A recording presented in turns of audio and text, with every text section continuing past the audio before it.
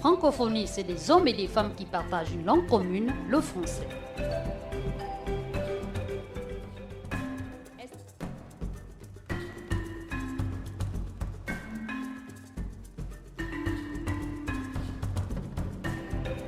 Retrouvez tout de suite votre émission francophone d'ici et d'ailleurs.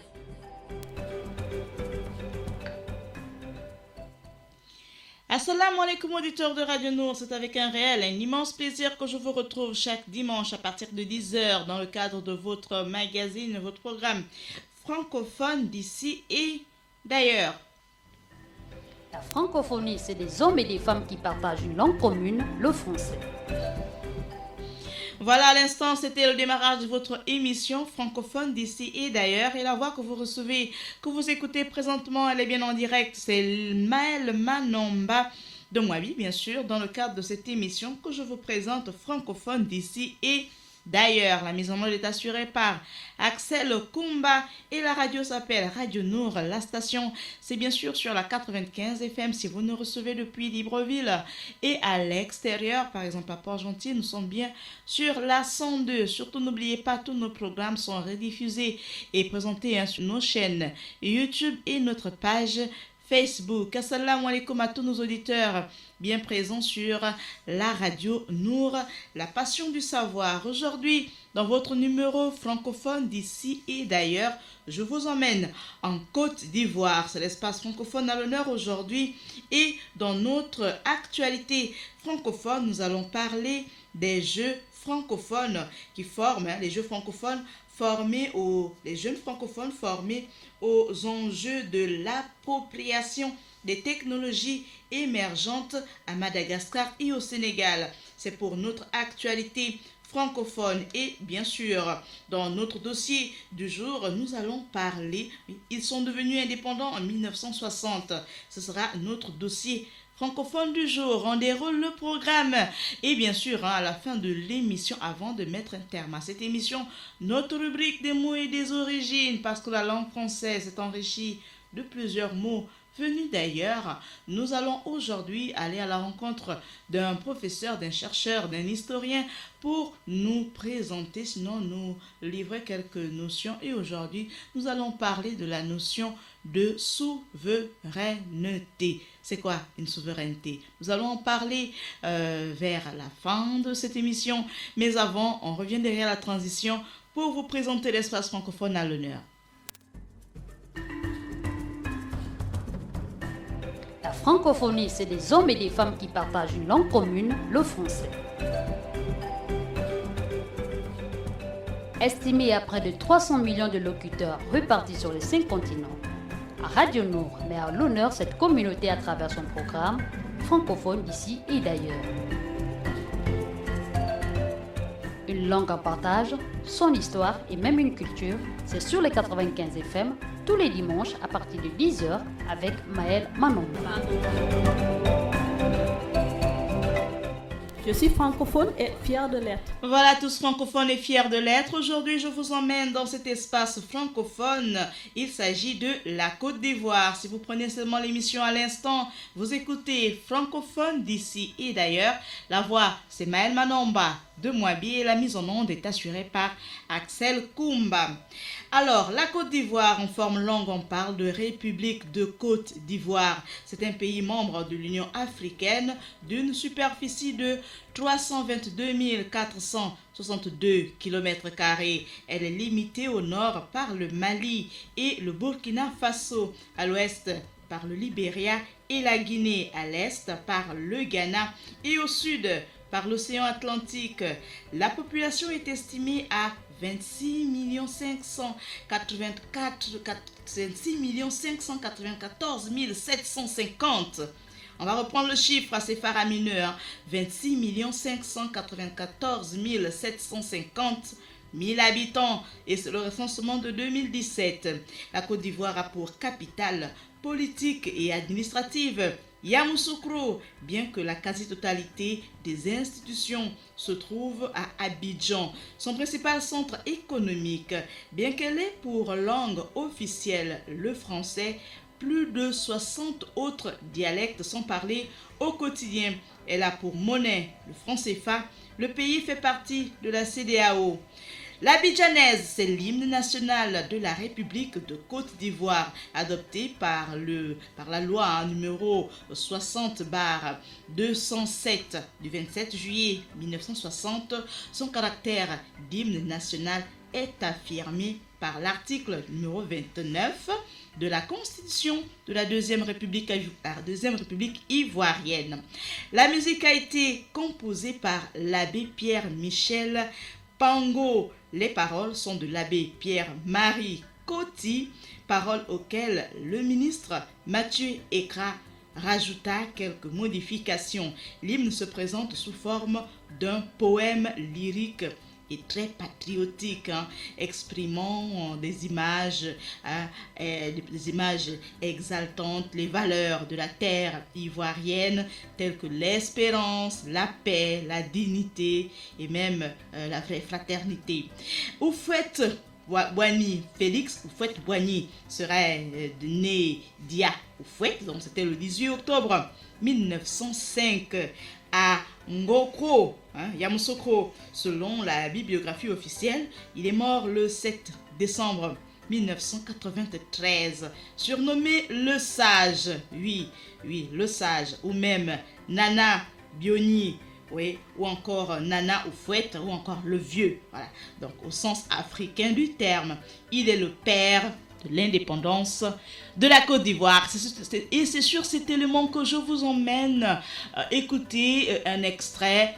Bien sûr, on va aussi avoir l'hymne national dans cet extrait, donc de l'Abidjanaise.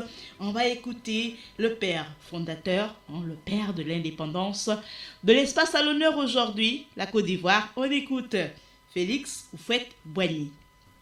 En vertu du droit inaliénable qu'a tout peuple de disposer de lui-même, je proclame solennellement, en ce jour béni du 7 août 1960, l'indépendance de la Côte d'Ivoire.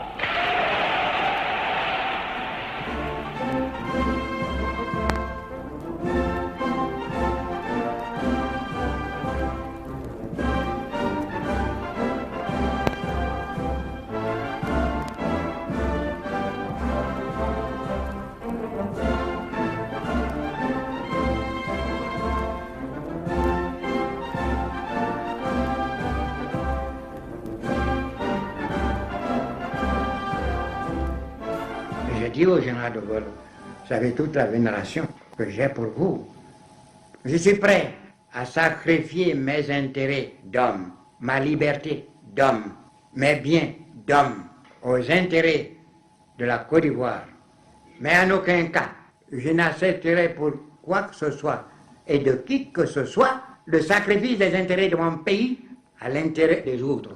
Je viens vous dire que nous allons prendre notre indépendance en dehors de la communauté. Et je fixe les dates. Le général de Gaulle, avec cette générosité qui le caractérise, cette grande âme qui est la sienne, a dit, j'ai compris, vous devez le faire, comme les intérêts de votre pays le commandent. Et chaque fois, il me disait, mon cher président, il faut toujours savoir exister. Exister en tant qu'homme indépendant. Exister en tant que nation indépendante.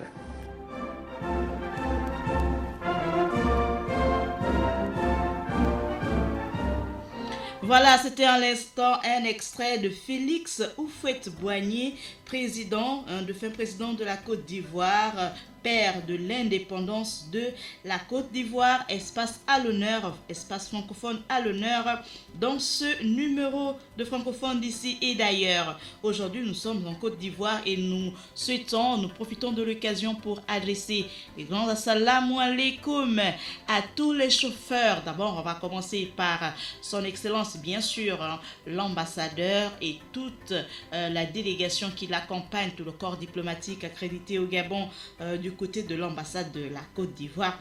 Au Gabon, assalamu alaikum également à tous les chauffeurs de taxi ivoiriens. On va penser à un tailleur, lui c'est Ahmed du côté de Beau Séjour. À toi, assalamu alaikum frère, assalamu alaikum à toute la communauté ivoirienne. À Libreville et à Port-Gentil qui nous reçoivent sur la 102 FM. Sans transition, nous allons ouvrir la deuxième rubrique.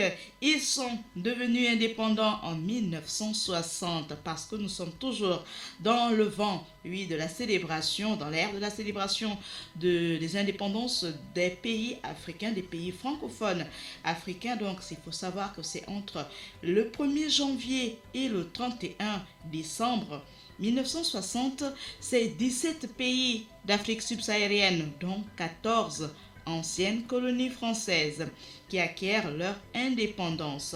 Un petit tour d'horizon. Alors, il faut savoir que l'accession à l'indépendance des 17 pays d'Afrique subsaharienne tout au long de l'année 1960 est en partie le résultat d'un long processus entamé une quinzaine d'années plus tôt dans le tumulte de la Seconde Guerre mondiale. Donc, au lendemain de la Seconde Guerre mondiale, plusieurs États africains ont décidé de s'émanciper. À la fin du conflit, les indépendantistes africains font pression sur les puissances coloniales, leur rappelant leurs promesses faites pour soutenir l'effort de guerre. Et les pays colonisateurs, désormais chaperonnés par les États-Unis, sont obligés de lâcher du lest. Alors, en 1914, c'est le début de la Première Guerre mondiale, et en 1944, donc plusieurs années après, à Brazzaville, c'est le général de Gaulle qui laissait ainsi entendre qu'il était temps pour la France de s'engager sur la route des temps nouveaux. C'était l'expression. Et 2 ans plus tard, l'empire colonial elle est remplacée par une Union française qui devient communauté française lors de l'avènement de la 5e République en 1958. Au même moment, sur le continent noir, le Maroc, la Tunisie, le Soudan, le Ghana et la Guinée acquièrent leur indépendance alors que les événements d'Algérie n'en finissent plus d'épuiser et de discréditer la France. Alors, c'est le 1er janvier. On commence par le 1er janvier au Cameroun, ancienne colonie allemande, partagée en 1918 entre la France et le Royaume-Uni. Le Cameroun a acquis son indépendance grâce à des mouvements de lutte armée. Moins d'1 an après que l'ONU a annoncé la levée de la tutelle française, le pays proclame son indépendance l'année suivante. Sa partie méridionale sous tutelle britannique s'arrime au nord et Amadou Ahidjo devient président de la République. C'était le 5 mai 1960. Ensuite, le 27 avril de la même année, 1960, c'est le Togo, ex-colonie allemande sous mandat français et britannique au lendemain de la Première Guerre mondiale. La partie du pays placée sous la tutelle de Paris jouit d'un statut de territoire associé au sein de l'Union française. Mise en place en 1946, le pays devient une république autonome à l'issue d'un référendum, c'était en 1956. Et en février 1958, la victoire aux législatives du mouvement nationaliste du Comité de l'Union togolaise ouvre la voie à l'indépendance. Élu premier président de la République, Sylvanus Olympio sera abattu en janvier 1963 lors d'un coup d'État. Ensuite, on va sur la Grande Île, du côté de Madagascar. C'était le 26 juin de la même année 60, donc le 26 juin. Mais il faut savoir que le territoire d'outre-mer en 1946, donc la Grande Île, devient une république au sein de la communauté française en 1958. Investi des pouvoirs spéciaux en janvier 1960, le président Philbert Tsiranana réussit à convaincre le général de Gaulle d'accorder la souveraineté totale à Madagascar et devient par la même occasion le premier président de la République. Ensuite, on revient sur le continent le 30 juin du côté de la RDC. C'est en janvier 1959, sous la houlette de Patrice Emery Lumumba, des émeutes éclatent à Léopoldville, l'actuelle Kinshasa, au Congo belge. Les autorités réussissent à Bruxelles les principaux dirigeants. Donc les autorités réunissent à Bruxelles les principaux dirigeants congolais et décident de se retirer du pays, craignant d'avoir à affronter une guerre d'indépendance similaire à celle qui ravage au même moment l'Algérie. Le Congo belge prend alors le nom de République démocratique du Congo. Il deviendra momentanément le Zaïre sous l'ère du grand Mobutu Sese Seko. On reste toujours dans ce grand magazine aujourd'hui pour célébrer ces indépendances des années 1960 et là je vous emmène en Somalie. C'était le 1er juillet, ancienne colonie italienne. La Somalie fusionne le jour de son indépendance avec l'ex-protectorat britannique de Somaliland qui a acquis sa pleine et entière souveraineté 5 jours plus tôt. L'objectif du pouvoir est de reconstituer la Grande Somalie, antérieurement à la colonisation, qui comprenait le Kenya, l'Éthiopie et le futur État de Djibouti, territoire alors sous tutelle française. Ensuite, on va du côté de l'Afrique de l'Ouest et là-bas, c'était le 1er août. Le référendum du 28 septembre 1958 proposait le projet de communauté franco-africaine, ouvrant la voie à l'indépendance, à laquelle le Dahomey accède le 1er août. Le pays prend le nom de Bénin en 1975. Les pouvoirs sont transmis au président Hubert Maga. Depuis l'indépendance, le pays a connu une histoire politique mouvementée. Toujours du côté de l'Afrique de l'Ouest, là je vous emmène au Niger. C'était le 3 août, lors du référendum de 1958, le oui l'emporte et Diori Amani accède au pouvoir. La République est proclamée le 18 décembre 1958, mais l'indépendance est solennellement déclarée le 3 août 1960. Diori Amani, premier président du pays, est renversé par un coup d'État en 1974. Toujours du côté de l'Afrique de l'Ouest, là on est au Burkina Faso. C'était un 5 août. Alors le Burkina Faso, protectorat français, la République de Haute-Volta, est proclamée le 11 décembre 1958 dans le cadre de la communauté française, avant de devenir indépendante le 5 août 1960. En 1984, le pays prend le nom de Burkina Faso sous la présidence de Thomas Sankara.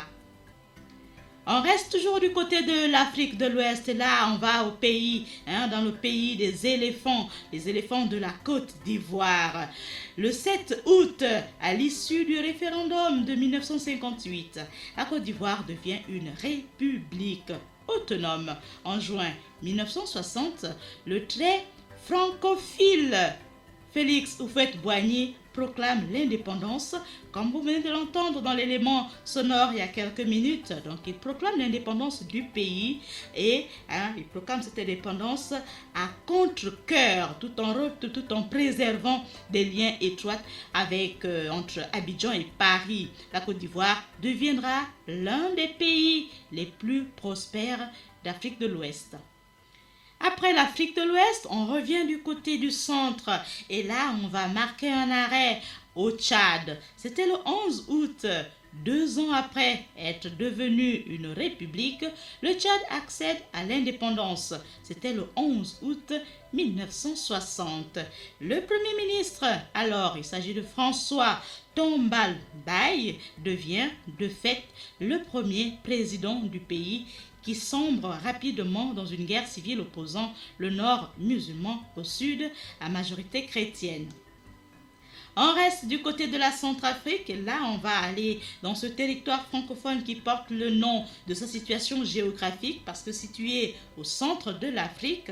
Donc on reste en Centrafrique et c'est le 13 août sous tutelle française depuis 1905.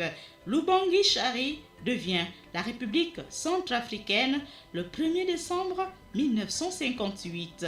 L'indépendance proclamée le 13 août 1960 porte à la tête du pays David Dacko, cousin du héros national Barthélemy Boganda.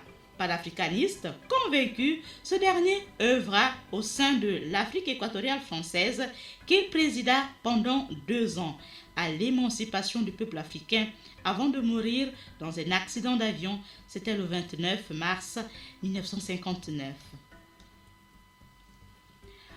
Toujours du côté de l'Afrique centrale, là on va redescendre légèrement, on va aller du côté du Congo-Brazzaville. Là c'est le 15. Le 15 du mois d'août, lors du référendum de 1958, les Congolais disent oui. Oui à la communauté française par 99% des suffrages. Le pays devient alors une république autonome. Il a à sa tête l'abbé Fulbert Youlou, Premier ministre. L'année suivante, des combats éclatent à Brazzaville, contraignant l'armée française à intervenir, et le 15 août 1960, le Congo accède à son indépendance. Fulbert Youlou devient président, poste qu'il quittera en 1963. Toujours du côté de l'Afrique centrale, on quitte le Congo pour aller tout juste à côté pays voisin. Et là, nous sommes au Gabon. C'était le 17 août 1960. Alors longtemps critiqué par plusieurs partis d'opposition qui lui reprochaient d'avoir renoncé à l'indépendance, le premier ministre Léomba se résigne à proclamer le 17 août 1960, l'indépendance du Gabon et devient de facto le premier président de la République, de la nouvelle République, la République gabonaise. On quitte l'Afrique centrale, on retourne du côté de l'Afrique de l'Ouest et là je vous emmène au pays de la Teranga. Je vous emmène au Sénégal. Le Sénégal et le Mali, c'est le 20 août et le 22 septembre. Les républiques indépendantes du Sénégal et du Mali naissent sur les cendres de l'éphémère Fédération du Mali, mise en place le 17 janvier 1959 et qui réunissait le Sénégal et l'ex-Soudan français. Les deux pays auraient dû initialement n'en faire qu'un, mais à la suite d'importantes divergences entre Léopold Sédar Senghor, le président sénégalais, et le président sénégalais de l'ensemble de l'Assemblée fédérale, donc, et son premier ministre soudanais, Modibo Keïta, j'arrive, les autorités de Dakar se retirent de la fédération et déclarent leur indépendance le 20 août. Celle de Bamako, lui, emboîte le pas un mois plus tard. On reste du côté de l'Afrique de l'Ouest, là on va au Nigeria. C'était toujours en 1960, mais là on parle de 1er octobre. Donc un 1er octobre, il faut savoir que administrativement divisé en une fédération de 3 régions, le Nord, l'Est et l'Ouest, depuis la mise en place de la Constitution Littleton en 1954, fort de 34 millions d'habitants, le Nigeria est déjà considéré à l'époque comme le géant de l'Afrique. Dès son indépendance, le 1er octobre, l'ex-colonie britannique est confrontée à sa profonde division ethnique et religieuse qui se traduit rapidement par une importante instabilité politique. Et là, ce dernier espace francophone à l'honneur que nous allons présenter aujourd'hui, il s'agit de la Mauritanie. C'était le 28 novembre. La Mauritanie proclame son indépendance le 28 novembre malgré l'opposition du Maroc et de la Ligue arabe unie qui prétendent que le pays fait partie intégrante du royaume chérifien. Le litige perdure jusqu'en 1969, date à laquelle Rabat renonce à ses prétentions sur son voisin méridional. Et en 1961, la Mauritanie se dote d'une constitution qui instaure un régime présidentiel. Premier ministre depuis 1958, Mokhtar Ould Daba devient chef de l'État. Il restera jusqu'en 1978.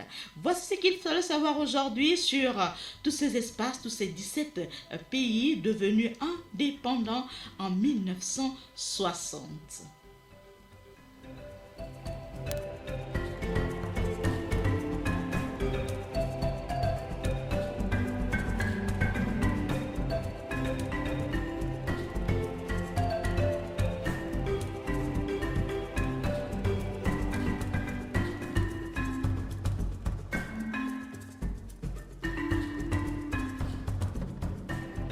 francophonie, c'est des hommes et des femmes qui partagent une langue commune, le français. Estimé à près de 300 millions de locuteurs répartis sur les 5 continents, Radio Nour met à l'honneur cette communauté à travers son programme francophone d'ici et d'ailleurs. Une langue en partage, son histoire et même une culture, c'est sur les 95 FM tous les dimanches à partir de 10h avec Maël Manomba. Voilà, francophone d'ici et d'ailleurs se poursuit. La mise en onde est assurée par Axel Comba. Et si vous prenez seulement la fréquence à l'instant, vous écoutez Maël Manomba de Mouabi depuis notre studio vert du côté de la mosquée de Bataveya. Alors, nous poursuivons notre émission et là, nous ouvrons notre rubrique l'actualité francophone.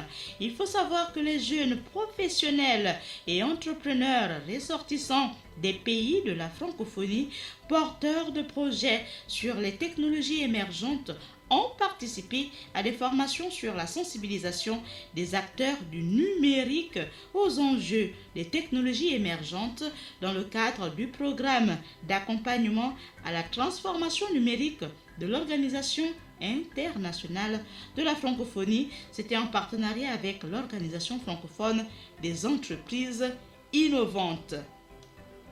Alors, il faut savoir toujours qu'en 2019, donc l'OIF organise en partenariat avec l'Organisation francophone des entreprises innovantes une série de formations axées sur l'appropriation des opportunités liées au développement du marché des données numériques massives, le Big Data.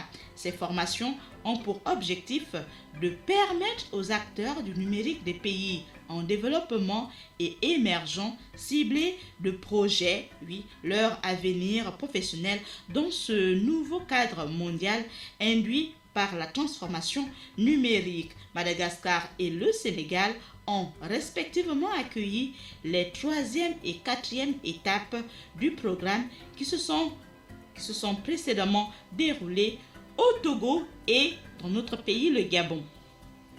Alors, du côté de Madagascar, il faut savoir que la formation de Madagascar a eu lieu du 24 au 27 juin 2019 à Antananarivo, en collaboration avec le bureau régional de l'OIF pour l'océan Indien, dans les locaux de la start-up Saini, qui œuvre pour l'inclusion sociale des jeunes professionnels dans la formation au numérique, axée sur les enjeux et l'appropriation des technologies émergentes. Cet atelier de 4 jours a réussi et a réuni environ une trentaine de jeunes malgaches actifs dans l'écosystème du numérique qui ont renforcé leurs capacités à travers les engagements proposés par les experts de l'OFE dans le domaine des Big Data et leur potentiel économique, selon les termes de Bastien Ingueler, président de l'OFEI, mais également l'un des formateurs. L'activité avait pour objectif de créer des leaders des technologies émergentes pour le futur et créer des business models autour du Big Data et de l'intelligence artificielle pour promouvoir et créer à long terme des entreprises, des emplois et par la suite une économie et un développement à Madagascar.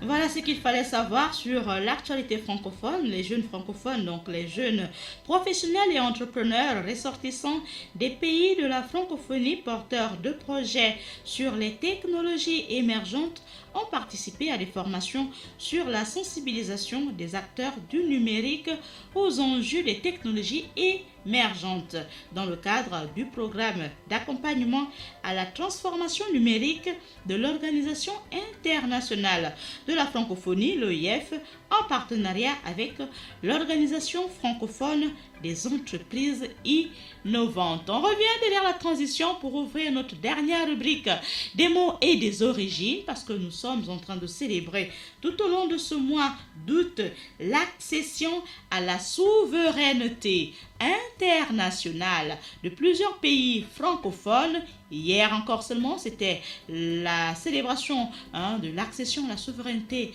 internationale du Gabon. Alors tout à l'heure, dans notre rubrique des mots et des origines, parce que la langue française s'est enrichie au fil des siècles, des mots venant d'ailleurs, des expressions, et aujourd'hui nous allons faire un petit tour du côté de notre chercheur, Monsieur Ngimbi Mangwala, pour découvrir, sinon pour comprendre mieux l'expression accéder à la souveraineté internationale. Si la technique elle est prête, on va directement dans cet élément sonore pour comprendre le sens de cette expression accéder à la souveraineté internationale. C'est avec monsieur le chercheur de l'université du CNRS, monsieur Ngimbi Mangwala Vincent.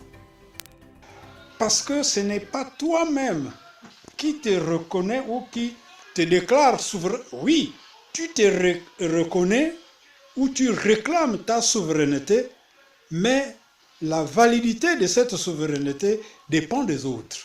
C'est pourquoi on dira souveraineté internationale. Autrement dit, les autres nations du monde doivent reconnaître en toi une souveraineté, une puissance.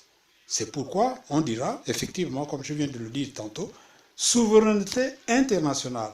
Quand on accède à l'indépendance, ce sont les autres nations qui te reconnaissent comme souverain. Et il y a bien entendu des égards, il y a bien entendu, j'allais dire des privilèges, mais des droits et des devoirs aussi, des droits que les autres nations, disons, des égards que les autres nations ont vis-à-vis de toi, toi en tant que nation. Donc, et c'est d'ailleurs ce qui fait que lorsqu'un État accède à l'indépendance, tout de suite, les autres ou la communauté internationale adresse des messages de reconnaissance. Voyez-vous, ils reconnaissent, les autres nations reconnaissent en toi une puissance, un État souverain, te félicite et t'accueille dans la communauté internationale comme puissance avec les droits que cela confère. Et quels sont ces droits? Il y a, par exemple, ton siège à l'ONU. Voilà, à l'instant, on va dire merci à monsieur Ngimbi Mangwala Vincent, chercheur, enseignant, historien du côté du CNRS, peut-être à la retraite, mais enseignant, chercheur du côté du CNRS, qui nous explique, historien, voilà, maître en histoire, qui nous expliquait la notion de souveraineté internationale. Donc on va envoyer des grands assalamu alaikum à toutes les représentations diplomatiques, à tous les États souverains, oui, tous ceux qui ont accédé à la souveraineté internationale, très particulièrement à tous ceux qui ont accédé à leur souveraineté internationale en 1960, puisqu'ils sont à l'honneur aujourd'hui, très particulièrement encore à la Côte d'Ivoire. Et c'est sur cet élément sonore de Fouette Boigny qu'on va mettre un terme à cette émission. Si la technique elle est prête, on revient derrière pour conclure. En vertu du droit inaliénable qu'a tout peuple de disposer de lui-même, je proclame solennellement, en ce jour béni du 7 août 1960, l'indépendance de la Côte d'Ivoire.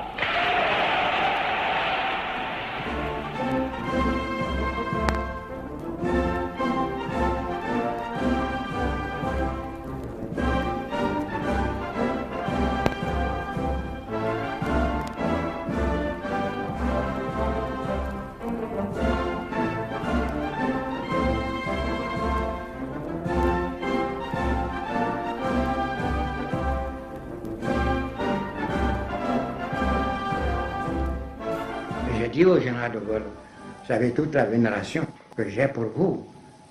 Je suis prêt à sacrifier mes intérêts d'homme, ma liberté d'homme, mes biens d'homme, aux intérêts de la Côte d'Ivoire.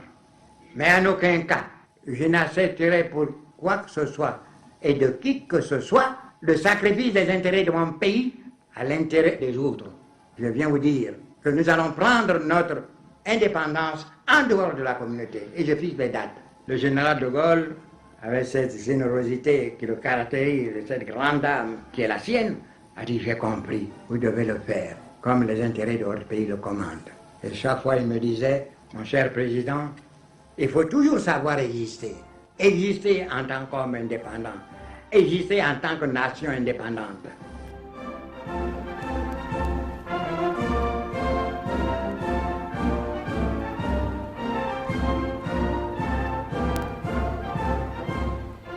Voilà, à l'instant, c'est l'Abidjanaise que vous venez à l'instant d'écouter. Il s'agit de l'hymne national de la Côte d'Ivoire, l'Abidjanaise.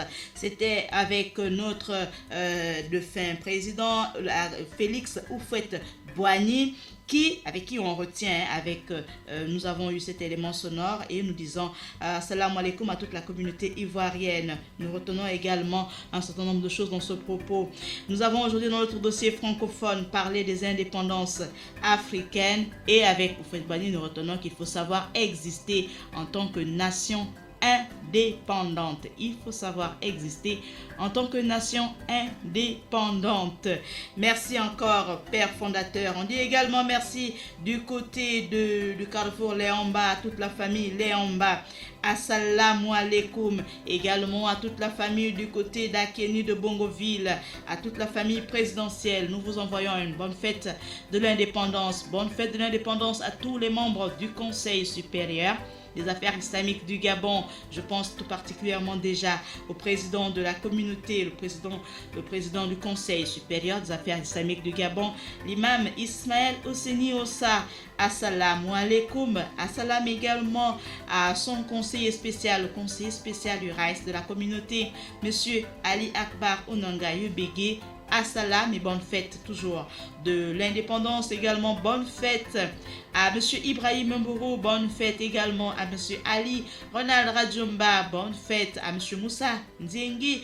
Bonne fête à notre directeur général monsieur Issa Abesolo. Bonne fête à la famille Koulbi du côté Koulibaly, Diakité du côté du PK7.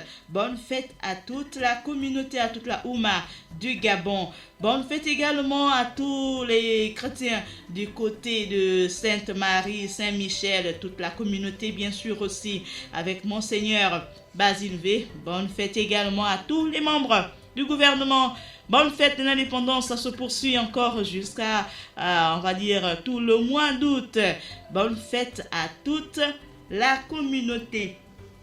Nous allons penser aux habitants de Cocotier. Là, nous allons commencer avec notre technicien, M. Koumba. À lui et à toute sa famille, bonne fête de l'indépendance. Bonne fête aussi à tous les habitants du côté des PK, du 5 jusqu'au 80. Bonne fête à vous tous.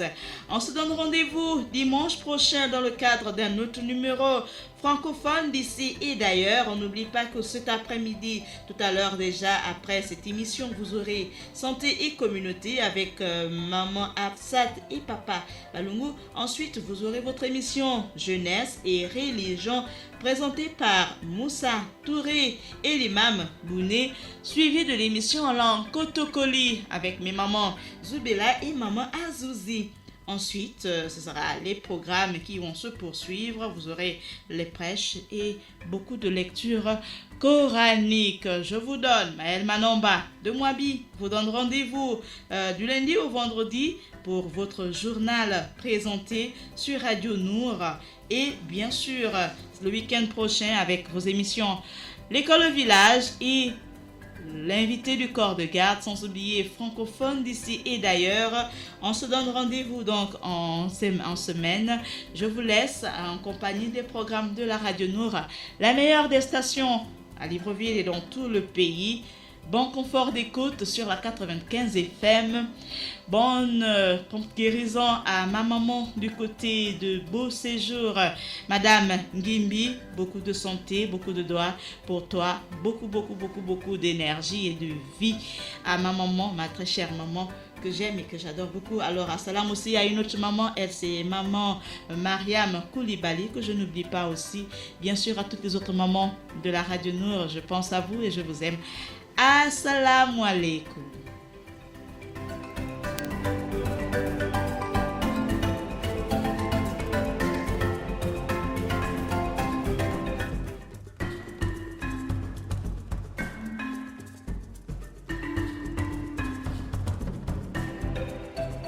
venez d'écouter votre émission francophone d'ici et d'ailleurs.